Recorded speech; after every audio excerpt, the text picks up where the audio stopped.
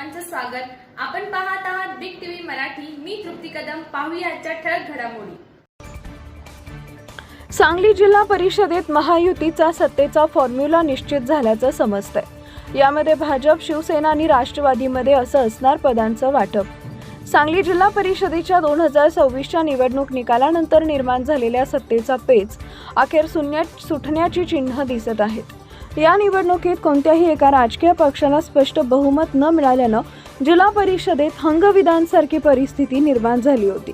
मात्र आता राज्यातील सत्ताधारी महायुतीनं सांगलीच्या सत्तेसाठी एक विशेष पॉवर शेअरिंग फॉर्म्युला तयार केला असून त्यानुसार भारतीय जनता पक्ष, शिवसेना एकनाथ शिंदे गट आणि राष्ट्रवादी काँग्रेस अजित पवार गट एकत्र येऊन जिल्हा परिषदेवर आपला झेंडा फडकवणार असल्याचं समजतंय।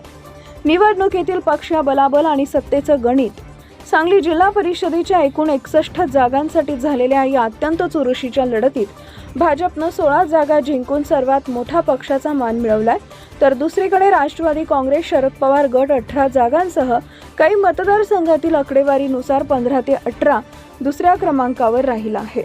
काँग्रेसनं 11 जागांवर विजय मिळवला असून शिवसेनेच्या शिंदे गट 7 जागा आणि राष्ट्रवादीच्या अजित पवार गट 9 जागा निर्णायक ठरल्या। महायुतीमधील या तीनही पक्षांची एकत्रित सदस्य संख्या व बहुमताचा 31चा आकडा पार करत असल्यानं त्यांनी एकत्रित सत्ता स्थापनेचा निर्णय घेतलाय। असा असेल सत्तेचा नवा फॉर्म्युला। मिळालेल्या माहितीनुसार महायुतीच्या वरिष्ठ नेत्यांमध्ये झालेल्या चर्चेनंतर पदांच्या वाटपाचं सूत्र ठरवण्यात आलं आहे। यामध्ये सर्वाधिक जागा जिंकणाऱ्या भाजपला जिल्हा परिषदेचे अध्यक्षपद मिळण्याची दाट शक्यता आहे। मात्र हे पद अडीच वर्षांच्या कालावधीसाठी विभागून दिलं जाऊ शकतं किंवा मित्रपक्षांना महत्त्वाची सभापती पदं दिली जातील।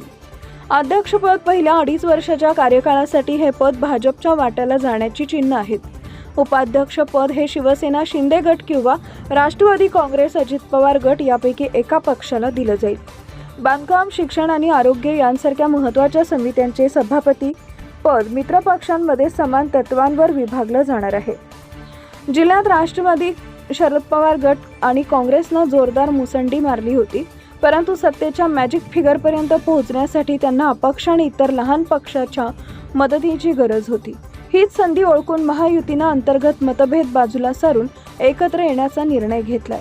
या सत्ता वाटपामुळे जिल्ह्यातील राजकीय समीकरणं पूर्णपणे बदलली असून लवकरच अध्यक्ष आणि उपाध्यक्ष निवडीची अधिकृत प्रक्रिया पार पडणार आहे। या सत्तेच्या समीकरणामुळे स्थानिक राजकारणात महायुतीची पकड अधिक मजबूत झाली असून विकास कामांना गती देण्याचा निर्धार नेत्यांनी व्यक्त केला आहे।